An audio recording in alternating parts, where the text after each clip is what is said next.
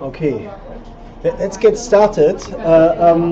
Today we have sustainable project delivery, and that is probably a remit that a lot of you will initially go in, unless you go into design or kind of the consultancy part. So let's get to it and see what it's all about. So we start with sustainable communication, then have a little bit lean thinking again, and then I want to look at project assurance to just as a definition, and look as well. Oh, this is again. You may want to move further back to the other screen. Is that one on? It's a plug on. There's a plug for electricity somewhere next to the heating body behind you. So the plug is actually there. Yeah? Yeah. Is it on? Okay. Okay. Now we have television as well. Yeah, and so after project assurance, we want to look a little bit at the project team, and here in specifically culture. So if you want to arrive at sustainability, it's very much about your culture that you're enforcing, and I'll show you a few tools that are commonly used to influence culture and actually make it a more visible, transparent way of thinking about values as well. Okay, so let's get started, and this is the first screen, which is fair enough. So the sustainable project delivery has really kind of come from the planned approach. This room has it, right, with acoustic, it's wonderful. So one project has been planned, it needs to be implemented and delivered. This is really time when it comes to kind of the sustainable aspects of the project, to put them actually into our delivery and put them to the test. So those good intentions at the beginning that I've talked about a lot, this is really where they matter most in the delivery. And can they still be achieved? This is of course a question that we want to challenge. With this you come as well from our ideation stage to the plan stage to the delivery stage. So again, in other areas you may kind of call it different. So here I have as well execution or building stage, so this depends where you are, assembly. But this is really where the main impetus for the success of sustainability lies. Yeah? So actually I have a breakdown for that. So this is this wonderful pie chart. So recommended efforts for successful outcomes. So this is PMI best practice, and although I doubt it's really best practice, certainly a good indication. So they have looked at past data. So this is a good indicator. So initiation has normally 5%, and this is really pessimistic, a risk assessment, right? So planning, this is really where you kind of predetermine it to 25%, and monitoring and control 15%, but 50% of success is determined in the execution phase, right? So this makes a lot of sense why we should actually look at this very closely. Yeah. Okay, so what is it all about? Oh yeah, sorry, I had a scrolling in picture for that. Now, on one side, we are kind of in the driving seat of communication. So project manager is often as well the coordinator and kind of communicator of, if you want, the translator of the different specialisms into a meaningful way to each other, to actually work as a team, right? So what do I mean by that? So it's really communication is, as it's commonly accepted, a critical factor in project management. So here is about the project team are becoming increasingly geographically dispersed. This doesn't even have to be just by being based in other countries. This can be even your team is now not sitting in the same room with you. So there are wonderful underlying studies where you look at team performance, and you can see if they're in the same room, okay, you start talking to each other. This depends on your working pattern. But what's particularly bad is that there's a threshold. So where do you think communication gets the most difficult? Is it like the places where you really kind of know you're in a different location, So, for example, if we are based here in Newcastle, your colleagues are based in Sweden, your other friends are based in Singapore, and you are supposed to collaborate, where do you think communication is the most difficult one? Oh, sorry, I forgot as well. And we have as well your colleague that just sits above the floor, one floor above you. Where do you think communication is the most difficult, empirically speaking, in a project? I take guesses. Not the one upstairs, because you can really talk to. And like this is the intuition. You're right, but you're sadly wrong. Yeah. So everybody thinks, and this is exactly where the faux pas lies. It's like we don't have to formally arrange for communication.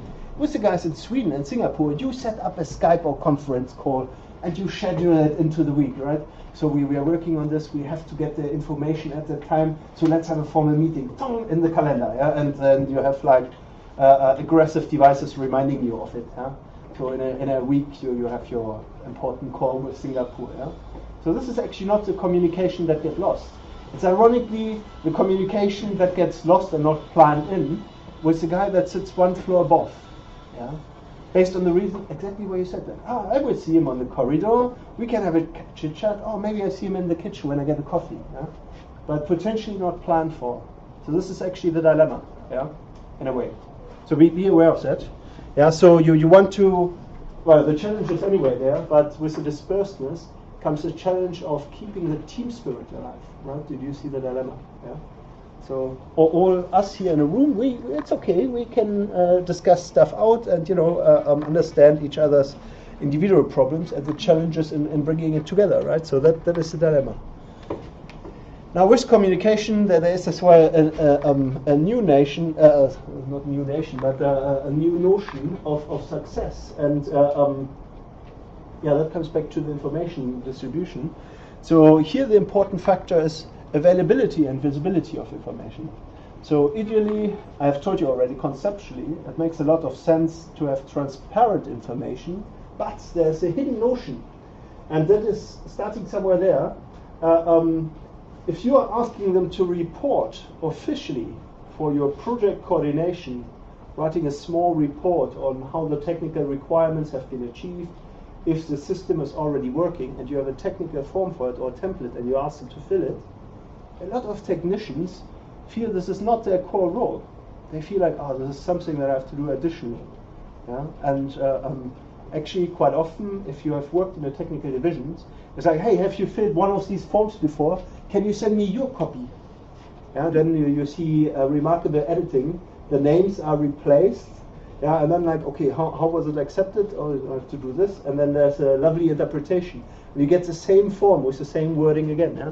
So there's a issue with that actually to a lot of roles that you will interfere with, or not interfere, I hope, but communicate with and seek information from, will see that as an additional activity and may feel even intimidated by it. So if you're writing lengthy email, a lot of technicians will actually procrastinate after the first sentence. Yeah? This is not generally true, but there's a trend in that. Now you may have another notion here, and this is for others, information is maybe power. So particularly if you're looking at planning or forerun times, we had this as well in the lecture just before, they may perceive that their actual performance time is sacred to them. So they may not want to give it to you as a project manager. They prefer to have the planned performance duration of 10 days, rather than admitting that it really just takes them half a day preparation and maybe 2 days to deliver. Yeah? So there is maybe even a hidden dimension. So when you come to the information, be aware of that, and pay as well the homage and attention that they may require. So that there's a recognition that has an implication for us, right? Now here again, I don't know why I stood with this. There was a question. So what is actually sustainable communication? And when I run this, in particular in this university, I've been buttered with this, and a lot of public organizations see it as well as such. It's like sustainable communication. Let's not print agendas anymore. Everybody gets an iPad, and this is wonderful. I have as well an iPad now. So, but the point is, this is not really considered the sustainability.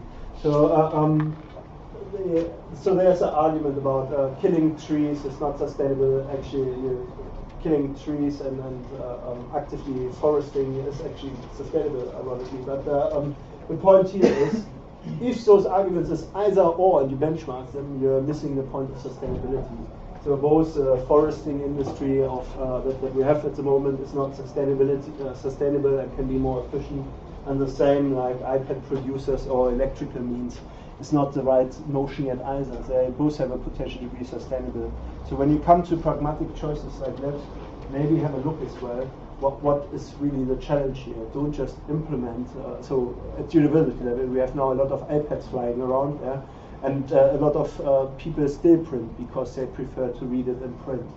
Yeah? And so there's a different issue here, and this is just tackling obvious problems with obvious solutions rather than thinking about the systematic implication. And here in our university, it's a culture that needs changing. Yeah, so you have to incentivize it as well the right way. Otherwise, basically you have not really solved one problem and you set the other one. Now, for a lot of you, this is already the common language. Social media, actually, this I have to be careful. This slide is actually from quite some time ago. And I should say I have even an older slide from my colleagues that worked at university. So in 1990, they were already convinced that by now we would be fully digitalized humans and we wouldn't even have screens anymore. We would just have like small beamers that kind of would allow us to communicate instantly with whoever we want all over the world. Now the quick answer is we haven't really embraced those technologies yet. So again, see this as a word of warning, but the means are there. So we have now a lot of social medias that we can use to deal with our hard and soft problems of communication, information storage, data storage, you name it. Yeah? So we have social media to make sure that we kind of are in touch with each other and understand a little bit the broad concept, but this is projected, so be aware that that may not actually show the real state. Then we have as well CRM. What is it? Oracle? Does anybody know? Familiar with this? What could that be? Well, Salesforce gives it away, and Zendesk, Sugarcom. No? Anybody? What do those do?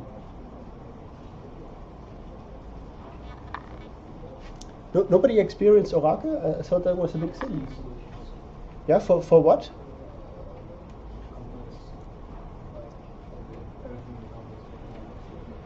Yeah, it's an internal system. So we have that as well as Microsoft, the Microsoft Communicator that you may get with your email that none of the students uses, but we have to improve. So if you really want to kind of find an academic, then put it in, and once you type their name, you can see if they're actually on their desk. But again, I am giving too much away here. But the point is, they then shine green. So there are certain communication tools that come with it. There's as well search engine optimization, email marketing. Marketing automation, ad speed. This is actually from Google and Microsoft Ad Center. So if you want to be visible, web analysis as well. So there are different analytical tools that can support you with communication and information gathering, and as well data collections. Now, why does it come in communication? What does that mean?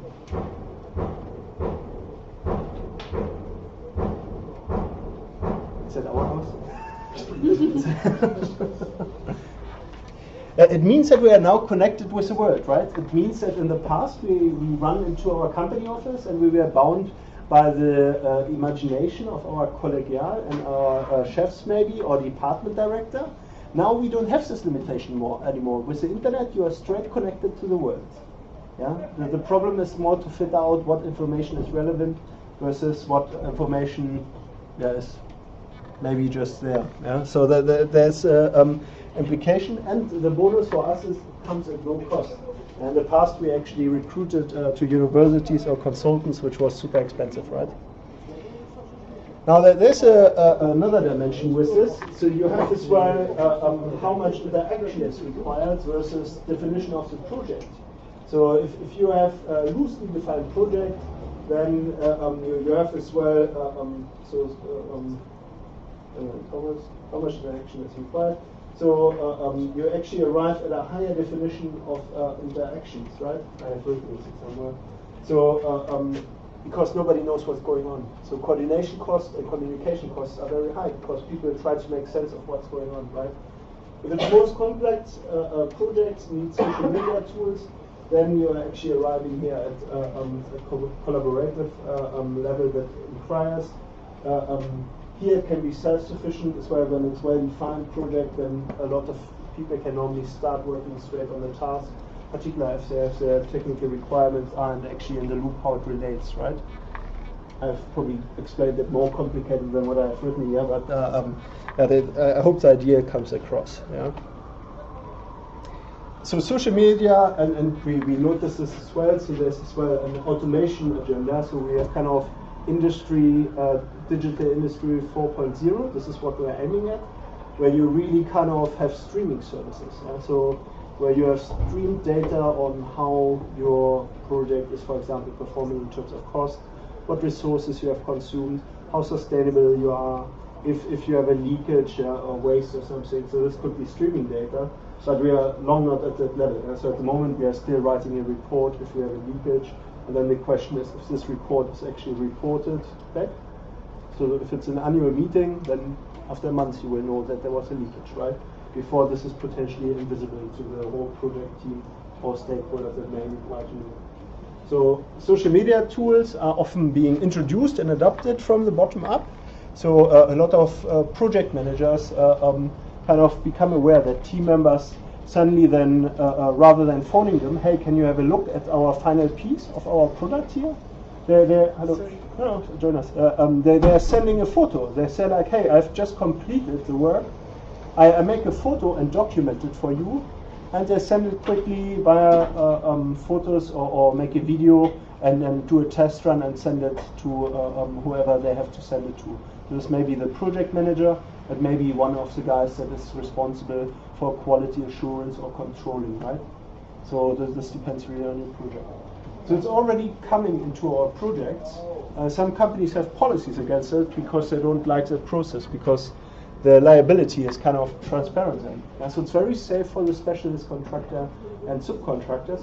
It's not so safe actually for the client or main contractor potentially, because they can turn up and something has gone wrong with another part and they see a broken product. Yeah, so film and photos can be as well manipulated. Yeah? They see arrow paradox. Does everybody know this? So you can make a photo of a arrow and bow and arrow, other way around, right? You shoot it, and you can make a photo of the arrow, and in the photo the arrow looks always like it's standing, but in reality you have documented basically a flying arrow. Yeah? So the main element of the flying of the arrow has not been captured, right? It's an arbitrary picture of like the standing stillness, right? So arrow, the whole thing is, it's about velocity and in the past, you try to probably hit something so that it wouldn't run away anymore or something like that. Yeah. So it's basically arbitrary representation. Yeah. Actually, there's a whole paper about it. Yeah, it's a Nobel Prize winner. So if you're interested in this, 20-pager, the arrow paradox, it's called. Yeah. But anyway, this is a side. So project management software. Well, I was mentioning this as well in planning. We have now simplified this enormously. So it's really just determination from you as a project manager or your planner to hammer all the data in. And then the softwares are actually kind of allowing you very quickly to kind of create a workflow plan or work breakdown structure and a critical path depending on your activities that you have hammered in. So we have that very much so, but here it's again a question of how functionally you are actually using them, and are you checking as well in those things? Are you hammering as well in the criteria for delivering sustainability? Are there certain activities that are more essential? So then you have to plan for that too, and review, of course, respectively. Yeah, so the softwares are there. There's as well. So the other side here is physical copies of every document. So just to give you an idea, for the airport in Abu Dhabi, they had 2 containers of plans in total. 2 containers, shipping containers. Yeah? This is the volume of a 40-ton truck, basically. Yeah? So this is normally 25 tons of paper, just in plans for details for an airport. So when they digitalize, you can't digitalize all of it, but it allows with BIM models to be more functional about it. In reality, there's still a contractual hurdle, which has to do with our professional bodies. They have kind of set and standardized which documents should be provided to site, to the subcontractors. Otherwise, they can complain that they didn't get full information access. So we still have a lot of hurdles there to jump actually through the full enabling of the software notion, but there's a certain benefit behind it. Yeah, and this is literally what I was talking about. So here you can as well think, so this is a construction example with the building information model. In reality, it doesn't really matter which industry they are in. Automotive has long jumped through that loop. They have standardized their software outputs. So a lot of the softwares that they're using can recognize each other's kind of designs quite easily. If you're interested in something like that, so BIM is as well a federated model. It doesn't mean that the designer and structure engineer play around with the same drawing information. This is actually not happening yet. This is what should happen, but I haven't really seen that anywhere other than maybe a little bit. If you go to space travel, those guys are quite keen on having one model. But otherwise, even aerospace is not yet fully there. So here again, the notion, we see this already in all industries. iPads and potentially notebooks are embraced. Let's do the quick question. In your workplace, was it still paper-based largely, or did you have already iPads or similar notebooks when you go on sites and look at plans, or in the meetings? What did you find? Both, yeah. So it's a hybrid. So what did you see, or what did you find? I think that they tried to make it more AI kind of stuff, but they're still used to in paper form, and sometimes it was easier to because people are used to see how it looks on paper, so sometimes it was just easier to see. Okay, so it's literally culture that came back into it, where they said no, we want to see that on paper and laid out, But otherwise, iPads or notebooks? Other way around, tablets, sorry. iPads, okay. This is fancy, other examples? Similar or?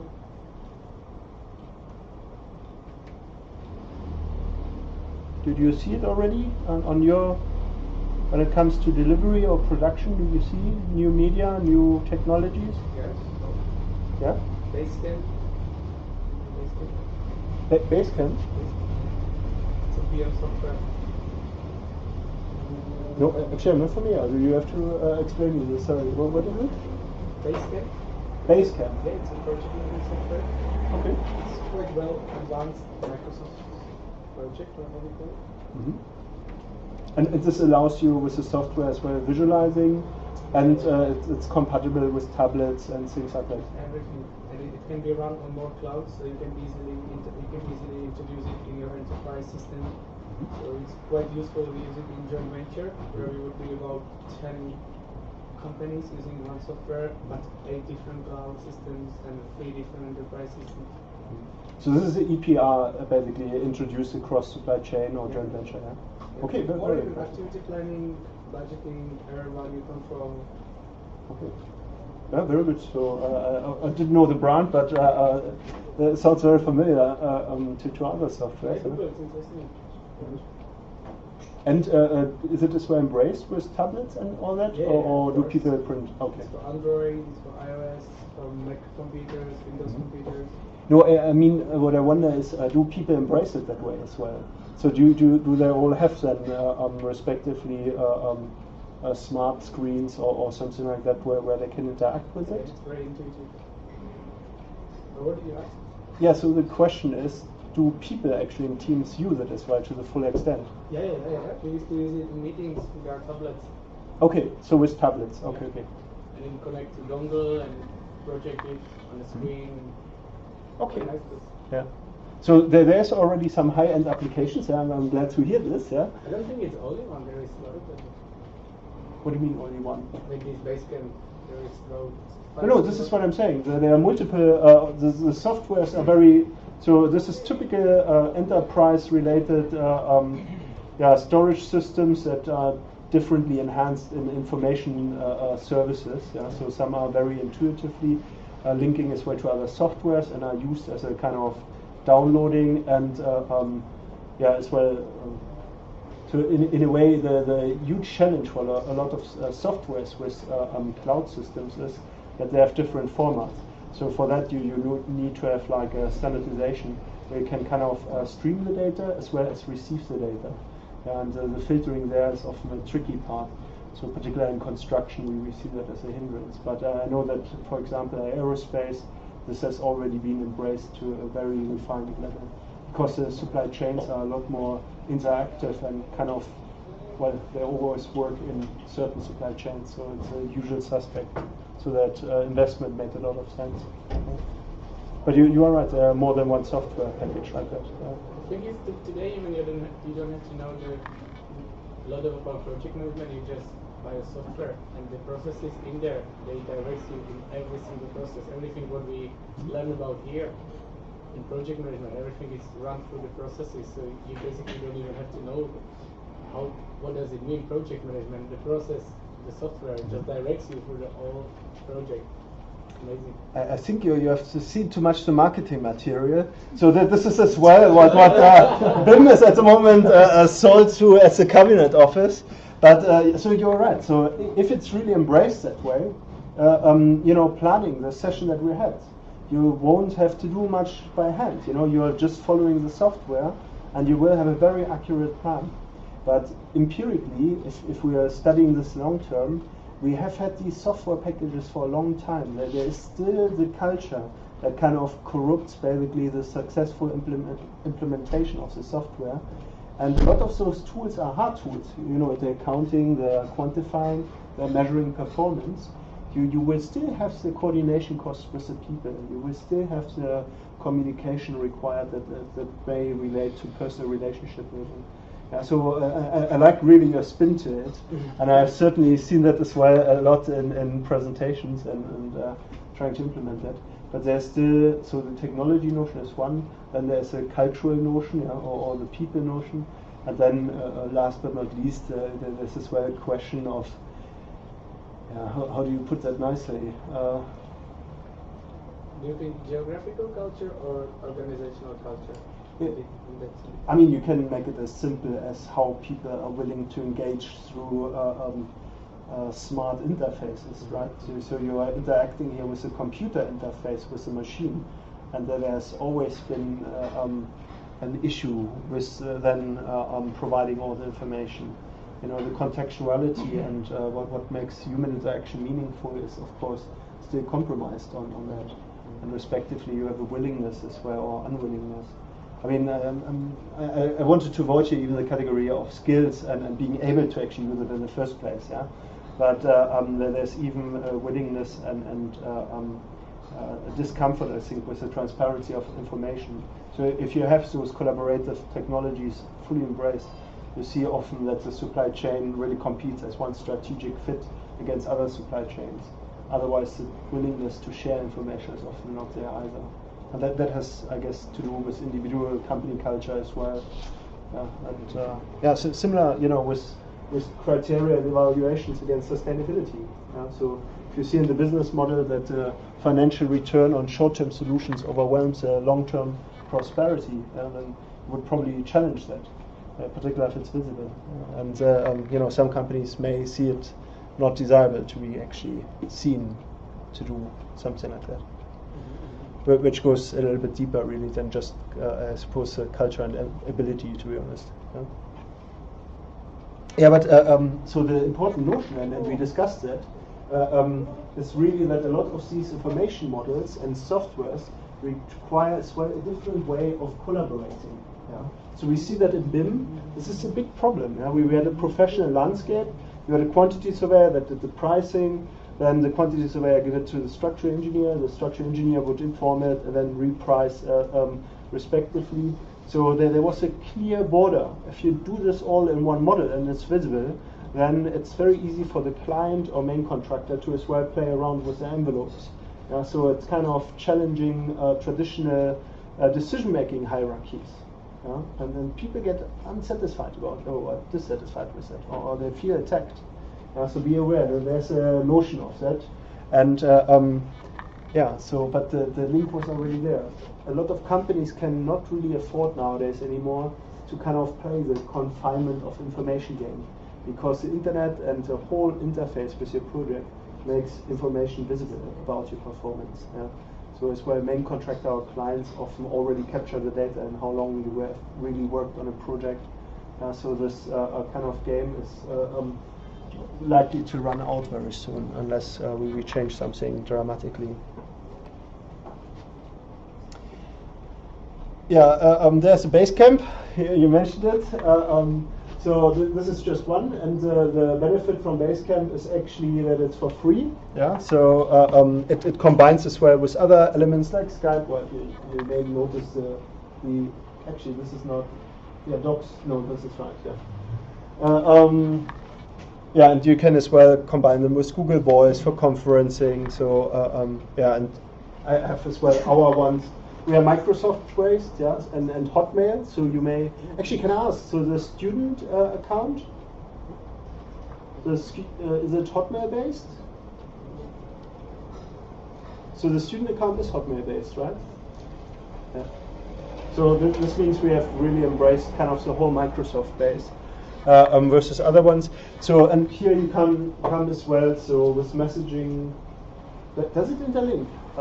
Your Hotmail account with Facebook and things like that? Probably not, right? I think you can link our mail system up with things like WhatsApp.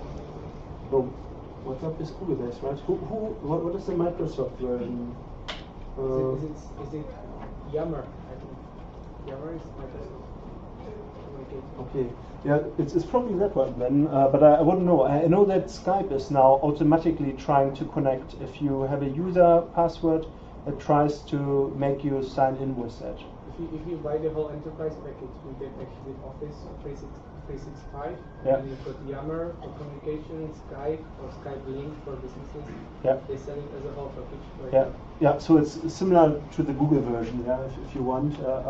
Yeah, so spot on. Yeah. So this should actually work as well with your Hotmail account. But has anybody used this via our uni? Oh, okay. It's not yet popular. Okay, but the tools are there. Yeah. So respectively, you can use it as well to communicate and manage, of course, your communications. Yeah. Now, with other project management, well, this is really just more or less a list of different formats. So as well, it has become kind of imperative that a lot of businesses have kind of embraced like something like smart suites or basically conference call facilities. So you too have it, I think, in the library or here on the second floor. We have as well small hubs where you can make kind of conference calls with a camera and then a screen that is automatically picking up when you're doing this and dividing it respectively to your partners. Yeah, but I mean the underlying softwares are really the key point here. Yeah, it has come so far so that even Arnold Schwarzenegger, as a governor, implemented it all across his state in California. So that was actually quite ironic. Well, not ironic, but it was quite funny that he was the one that implemented it. If you had Max Rapley, he was absolutely in love with Arnold Schwarzenegger being the one that brought the basically the kind of video terminals to all the governing areas in California. Yeah, but so even they recognized that it was wasteful to always travel, even for like regular catch-ups with teams, if you can have a video conference too. Yeah. Okay, that was communications. Then we have, of course, the lean thinking principles, and we had covered those already in the lecture. Oh, hey, why are we doing this? Just to reintroduce the concept. So lean thinking is really about maximize customer value, minimize the waste, optimizes the flow of products and services, can be used for both production and services, In order to achieve sustainability within a project, project managers should seek to reduce waste and improve efficiency, both in terms of physical resources as well as systems and processes. So we have a similar aim in lean thinking.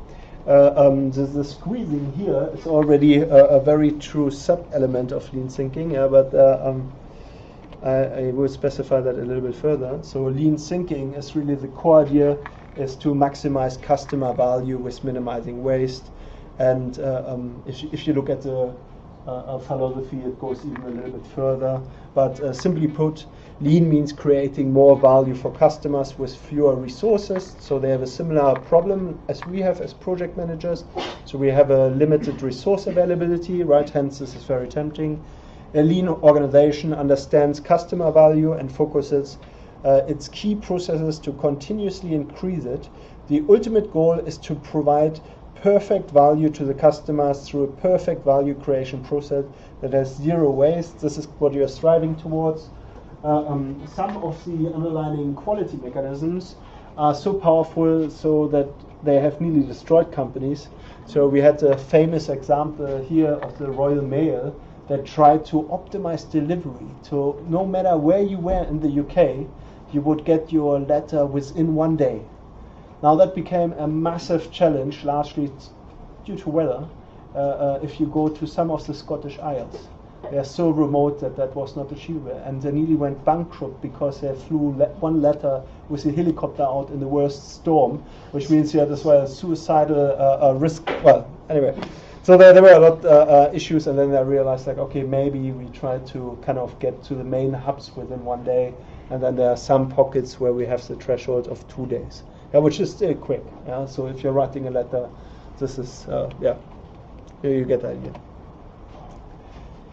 So with lean thinking, you have as well the elimination of waste, and there's a certain hierarchy to it. So initially you start reducing the costs, but this is not like steady, so it's basically a recurring cycle. You always look at it through the lens. Then eliminate waste, improve quality, reduce lead times. This is already kind of considering that you have a production line, right? This means as well in projects, we actually set our everybody really, the customer to kind of the user and reverse back to supply chain and subcontractors up into a production line, right? So I'm not sure that we do that with our projects, but there's a thought. So eliminating waste along the entire value streams, and this is relating to either supply chain or your subcontractors, and subcontractors and so forth, instead of an isolated points. The isolated points where you normally try to value stream is in departments. And this is why you are the silo. So in a company you often have engineering, you have maybe R&D, sometimes they are the same, but then you may have IT, then you may have business administration, something like that. And in those silos you would normally have your continuous improvement, CPD events for people, and you would try to maximize spaces and so forth, right? So this is of course not product specific. So this is where the shift comes from. Here we are really trying to shift it to the value stream. Where does our product actually go along? And the value stream goes along the supply chain or the production of your project, product or service, right? So this is basically it, right? So this creates then the processes that need less human effort, less space, less capital, and less time to make a product or services at far less cost and with much fewer defects compared with traditional business systems. So this is a huge promise. So again, here the Toyota guys have shown how it's done. But again, this has not yet translated in all other areas. So I mean, lean thinking is very common nowadays. You are likely to hit this in all industries. And you will see that there are some companies that are very successful with this. So it's certainly a temptation. Another benefit with lean thinking is really that companies are able to respond to changing customer desires with high variety. It's basically you align more or less your whole production or your whole project process approach to that pull system, right? So or push system potentially. So you have here as well a wonderful interchange with high variety. So if you have a lot of diverse projects, this is a very smart system. High quality, so if you have specifications that are very challenging because they're very technical, detailed, or very challenging in terms of customer behavior, or a low cost oriented could be as well, so optimizing value engineer materials, and with a very fast throughput in times. So if you have, of course, optimized it on timing, then your supply chain knows how to adapt and you can control it respectively on reducing waste, delivery time. This is as well true for information management, becomes much simpler and more accurate because in lean thinking the optimal way is to have transparency actually. This is not always easy to achieve, but once you have that, of course, information is very transparent. Because everybody gets the same information. So this is of course wonderful. So lean thinking is kind of a step approach. Simplified first step, map out the process, determine capacity, customer, patient demand. Then step 3, learn to identify the waste. Step 4, work to demand, eliminate disruptions and abnormalities. Step 5, improve flow, shorten lead times. And step 6, aggressively eliminate remaining wastes. And it's a cycle, you kind of gradually become leaner and leaner. So to accomplish this, lean thinking changes as well the focus of the management from optimizing separate technologies, assets, and vertical departments to, actually I had that already earlier, right? The flow of products and services through the entire value streams that flow horizontally across technologies, assets, and departments to customers. This can be as heartbreaking as well that you are not upgrading the computers that are painfully slow because they're still functional. So there are some negatives with this as well. But again, this has different proportions. Now, what is the waste that they actually define? So they have 7 mudas, and here I have already heroically called it waste. This is not, it's actually representative, but so we have kind of the overproduction, which is a means of producing an item for process before it is actually required. So you basically have a part standing around before it's actually required. So this is actually binding costs that shouldn't be bound. Yeah. So and as well degeneration in quality and production if those parts, of course, have a lifespan. Yeah. Then waiting. So waiting occurs if goods or services are not moving or being processed by the system. Waiting can be caused by bad material flow or long distances between operations. So it kind of brings as well the production itself actually into nearly an assembly line. So this is kind of the underlying principle. Be aware, they may have still supply chains that go over all the world. Yeah, this is not necessarily the same driver.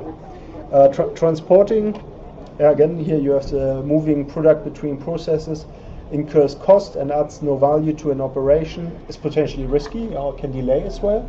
So excessive movement and handling can also lead to reduced quality through handling damage. So that's another one. Inappropriate processing.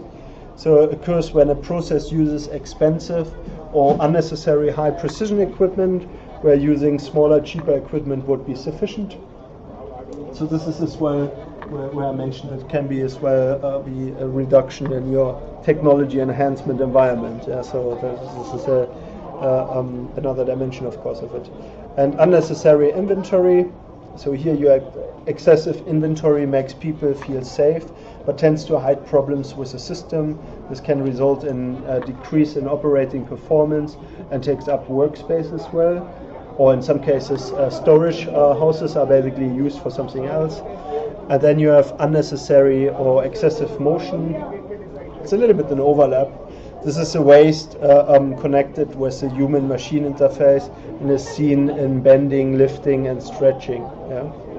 Then last but not least, the defects itself have a direct impact on the bottom line and impact on the quality. So this is really one that you want to get rid of as well. So that is them in a nutshell. So where do sustainability and lean actually overlap? Well, lean and sustainability are complementary in many ways. So again, we had them already. It's elimination of waste, decreased potential for polluting spills, reduced floor space, then reduction as well in the amount of resources used, introduction of lean throughout the supply chain, improvement in durability and reliability, and elimination of overproduction, reduced energy use of the machinery, and less complex design, fewer parts required. Again, those are quite naive. Particular reduced energy use from machinery, so switching some machines off and on can be actually more damaging to the machines. So there are certain elements. So again, those are kind of principles rather than really the application as such. Yeah. With it comes as well the 4L approach. This is as well kind of the overlap of the sustainability and lean approach. So lean is kind of the outer layer, if you want. Why is this not separated? So there should be a space between lean and learn. But so be aware of operations and efforts to reduce waste and increase efficiency.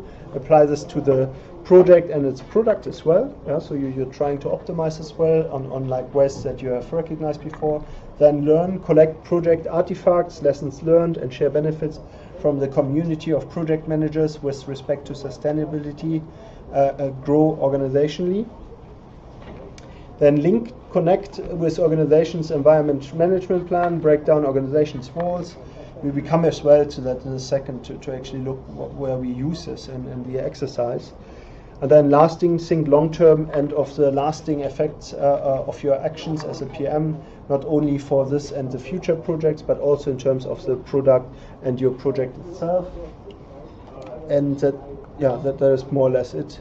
But in our exercise, we want to actually have a look at where we are in terms of industry. So we have a small exercise that you work in groups on, and then I show you where different industries actually are according to a paper from last year.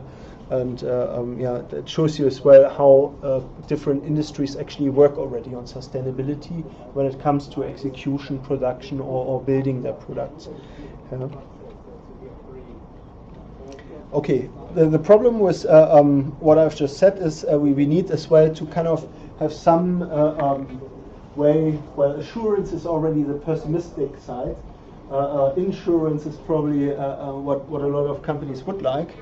But it comes no matter to the point where we need kind of independent eyes in our way of delivering and checking as well that we are staying on track. So if we self-govern and we check our own plans, then there's a temptation, particularly if you're being held accountable, to kind of bend as well.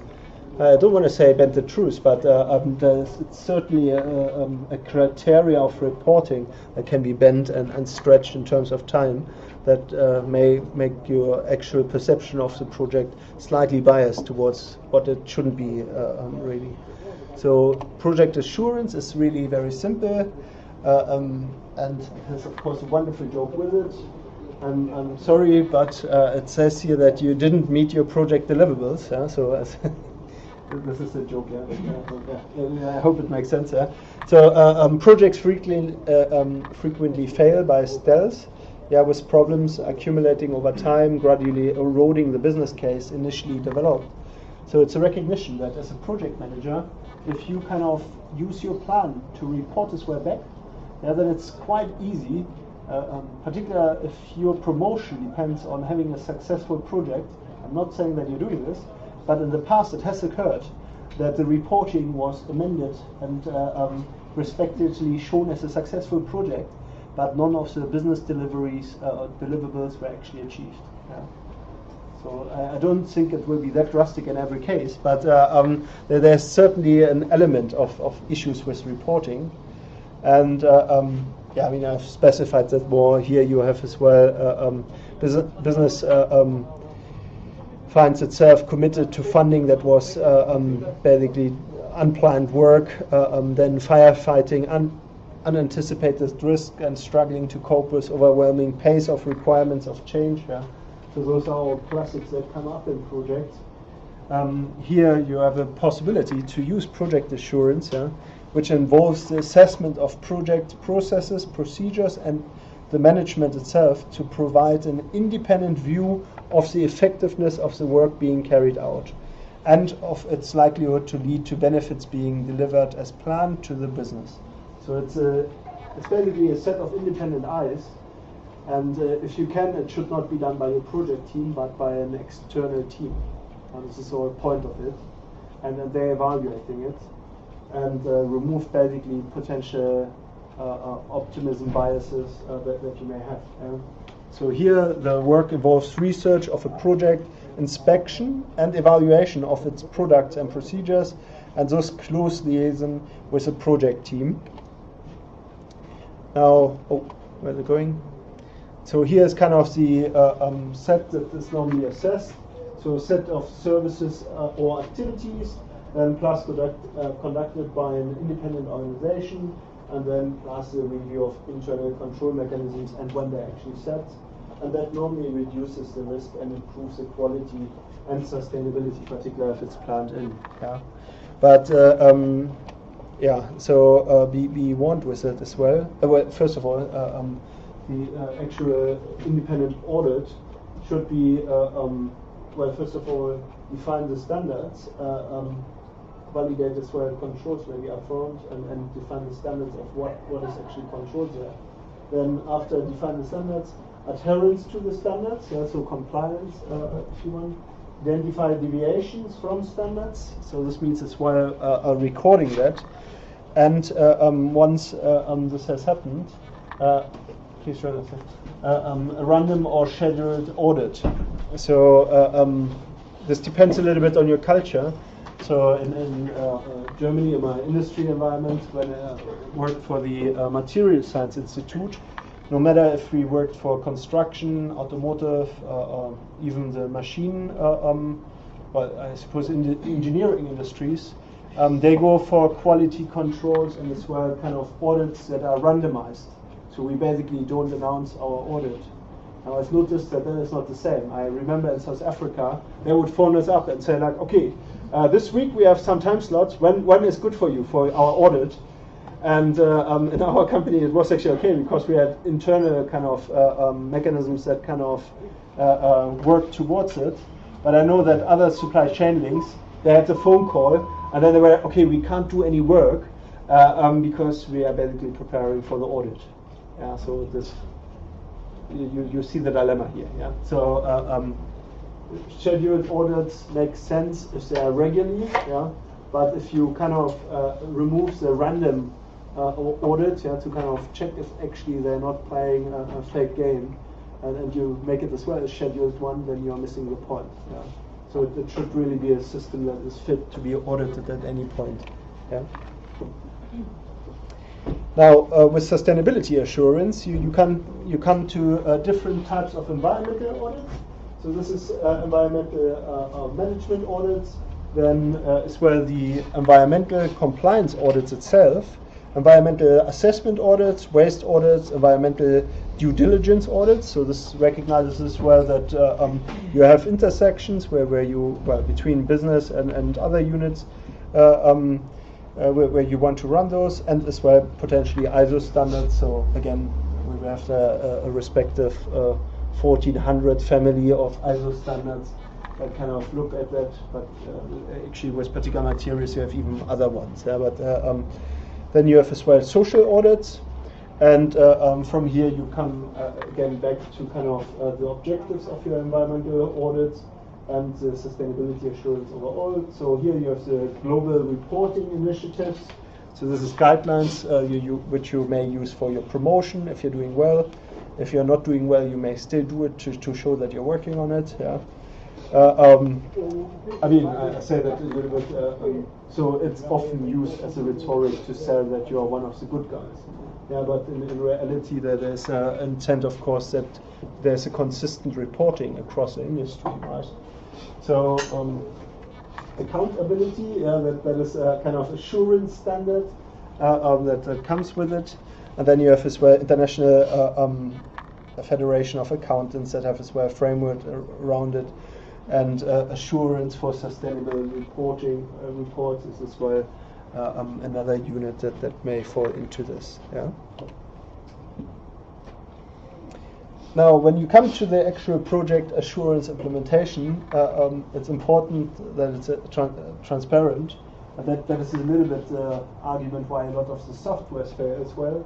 Yeah, so you have like 2 project managers meeting. Yeah, how is your project coming along? Oh, it's steaming pile of failure. It's like 15 drunken monkeys with a jigsaw puzzle, and this is it's an interesting scenario. And then this is, I suppose, if you don't know the jokes, the kind of project sponsor or company owner, and he asks, "How is your project coming along?" And the answer is fine. Yeah, so yeah, it's opposite. So this is still true a lot.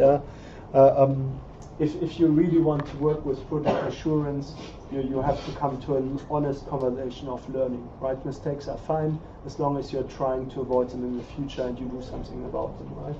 So this is basically the idea as well with issues of sustainability. If you're not even engaging into a conversation or you don't start measuring it, then it will be intransparent, and it goes with the waves of the different project manager and different clients, right? Okay. Now we have as well the project culture, so which is quite interesting. Already 2010. 93% of CEOs were really kind of convinced with sustainability. Particularly if you look at the Fortune 500, they are really kind of there. They have their own sustainable indicators as well that they're being reported against. With this, you have another dimension, which is really the kind of project itself. So often in the project kickoff, you try to, of course, arrive at the realization who your team is. Now, this is often over-idealized. In many projects, we don't actually invite our supply chain or our team or even our core team completely, which is you're missing here an opportunity, really. So a good way to kick off the project and ensure that all team members are fully aware of the project aims, objectives, deliverables, and key performance indicators is a project launch event. You may have it as just a meeting. You may actually have a physical unit where you all meet or move, where you make your new home.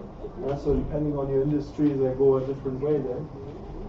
This meeting or event is as well a best opportunity to energize the project team and establish common purpose towards completing the work. So particular the American culture. Has anybody been to a mission meeting? Yes? Well, what happens there? So, well, a lot of food and a lot of energy, and then sharing ideas, and then trying to kind of bring all those ideas together to a common purpose. Yeah, so a lot of talk, and then you come out with maybe a couple of sentences 3 days later. Okay, oh, I see. So there was a facilitator that went away and wrote it. Yeah. Okay, this is fun. This is more establishing nearly values, right? This sounds a little bit more sophisticated than what I know, but... It was kind of strategy, so it was global change managers from around the world all got together in one space, and they all had different ideas on the path, and then, so it was trying to get a collective idea of where the whole kind of change work stream was going. Okay, so this is quite powerful. So the idea is really come together and share the views of how you are achieving the goal, what's your part potentially is in it, or what your vision is to it in particular, and then you use it as a facilitation to come to shared kind of direction. Very powerful. Is one way, And in PepsiCo we have a worse scenario. We have our visions, and then we kind of mediate on values, and then we write together a mission. So you have a moderator that writes it down on a paper, and you put this paper in the middle of the table, and then hands on it, we will do it! And then you go out. Something like that. Yeah? And then you're really spaced up, and you're like, okay, now I have to fill all the activities. And so that's another, but nonetheless, so they are really about the mission. And once I make a joke about it, it's actually quite powerful. So we had on every poster of our workflows, when we would map something out for visualization, that we knew where we were going, the mission would be on top. So it was really kind of a strong something. I have to admit that in PepsiCo particular, it's very value focused, so it's a lot about that. particularly in the design stage. It gets weaker and weaker when it comes to implementation and operations and subcontracting, but nonetheless, it's there. Yeah, not fully embraced, but so yeah, it's a powerful thing. Have I experienced like something like that kick-off meeting or? Okay, so for you guys, this is another opportunity to as well figure out how the values actually lie in terms of sustainability. So if this is your role, this is as well where you may want to probe of how people feel about this. Yeah.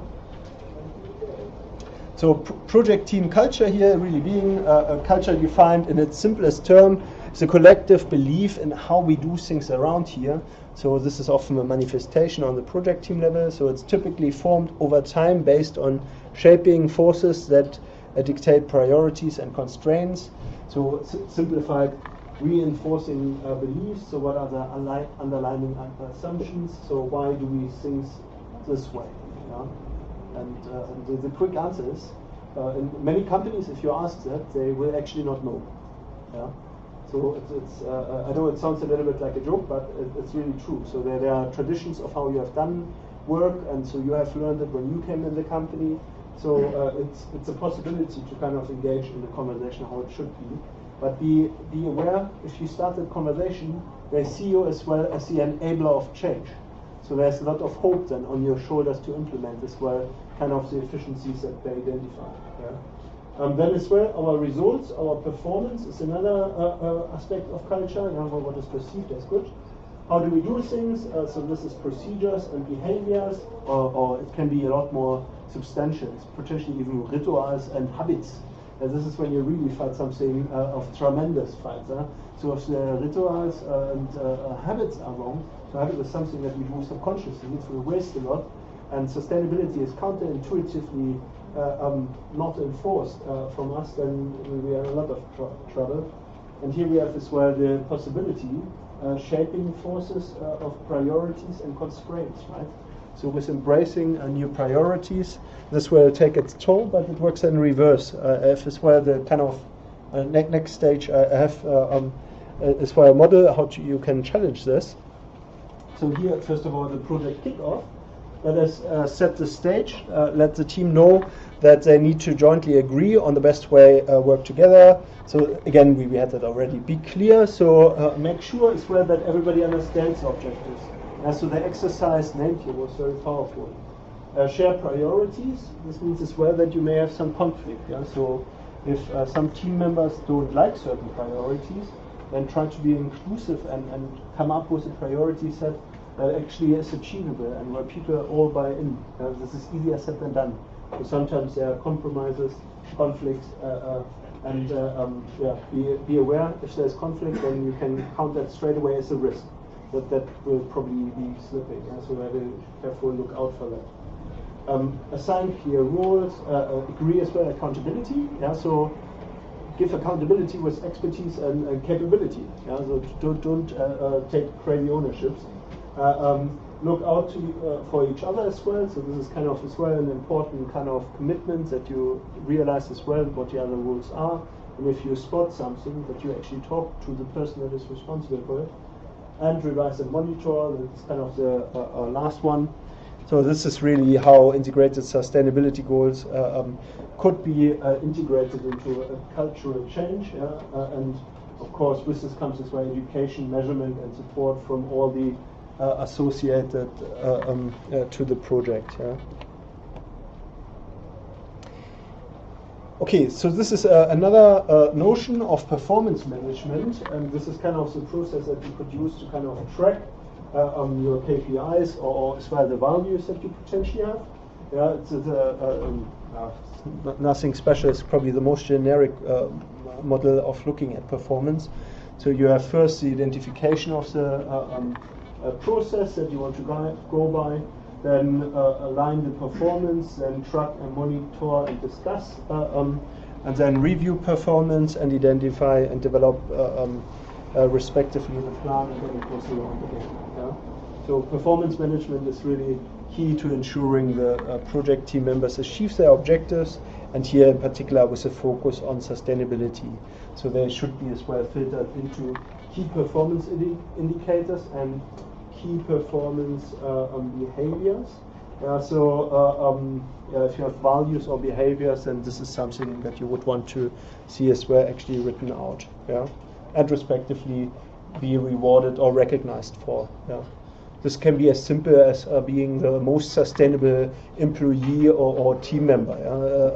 Already that is often an initial start, or you can make it contractual and give it a pay reward or something like that. Now this is a model that I was on about. This is kind of a model of how to influence culture. So it's actually very powerful. Sometimes perceived manipulative if it's handled in the wrong way. So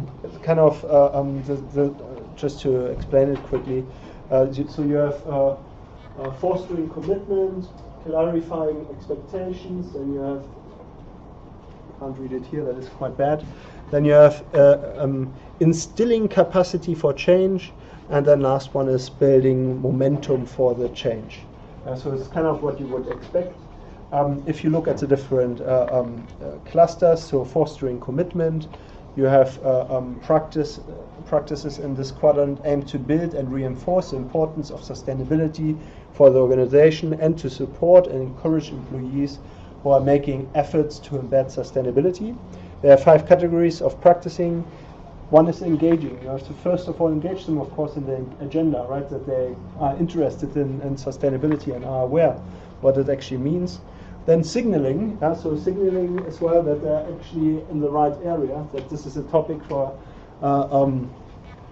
sustainability, communicating, and then of course managing talent and reinforcing good behavior. So this is actually kind of a behavioral intervention target.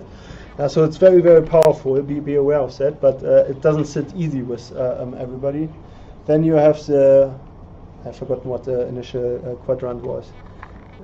You have the clarifying expectations, sorry. So here you have practices in this quadrant involve establishing rules and procedures with the goal of clarifying employees' expectations regarding sustainability. These practices aim to integrate sustainability into the core of the organization's strategy and processes and equip and encourage employees via training and incentives and measure, track and report on the organization's progress, of course. Here you have 7 categories of practices. So one is codifying. This means writing down, right? We remember this from the knowledge management. So codifying can be writing down, using symbolic representations, right? So there's quite a bit. Integrating, assessing, responsibility and training maybe, or education, learning, incentivizing, assessing and verifying and auditing, of course. Then we have the next one, that was the one of encouraging. So practices in this quadrant aim to support the culture and sustainable innovation by developing new ideas needed to bring our organization closer to its long-term sustainability goals. So these practices inspire and reassure employees so that they can experiment, try new things and build on each other's ideas. So here the categories are awareness raising, championing, inviting, experimenting, and re-envisioning and sharing. So this is as well being brave enough to kind of re-envisioning what you have done in the past with a new way of sustainability, right? And the last but not least is practices in this quadrant aim to create structures or support that will form a foundation for future changes in the organization. They represent rules and procedures that lead to innovation. The categories in this quadrant are learning and developing, so potentially as well education. So this is kind of the formal way how you can influence culture as well. With a side note, sort of the model again, but with this you come as well to a sustainability champion. So here, what is a champion in your eyes?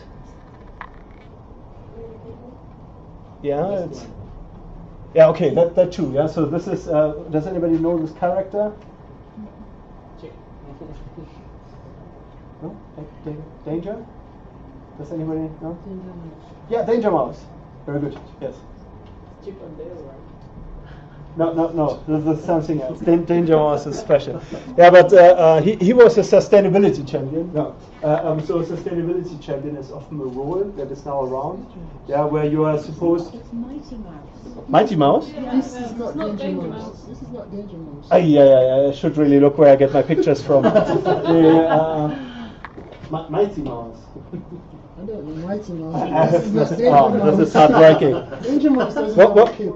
Yeah, Danger Mouse doesn't fly. It's like a little cow. And he's got a monocle or something like that. Do you not know the difference between your mice? This is heartbroken. Okay, but the idea is. Oh yes, it's a completely different. It's really dangerous. Okay. So but in terms of sustainability champions, so a lot of companies have now introduced this, and it's often given to young employees, or graduate entries, to kind of promote new ideas. So it's actually quite powerful. So realize it as well in its role. So this means as well engaging people in rethinking and re-envisioning, right? So this was, I've written it out here in detail, but the point was really that this is kind of the category before, right? Where you kind of raise awareness, championing, obviously, inviting, invite basically positive behavior, experiment, and re-envision and share, of course, what works and what doesn't. Yeah. Okay. Now that was it for today in the lecture, and I've run again totally over time. Any questions at that point?